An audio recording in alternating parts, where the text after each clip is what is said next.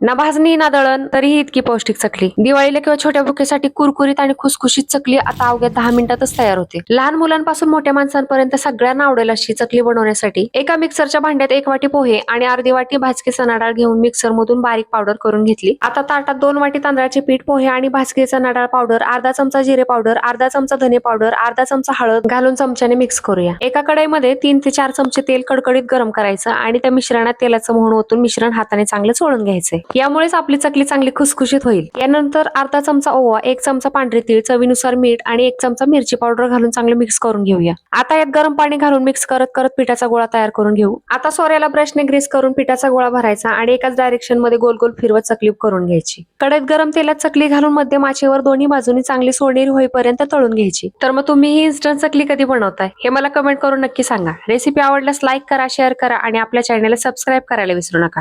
पुन्हा भेटूया एका नव्या रेसिपीसह. तोपर्यंत बाय बाय.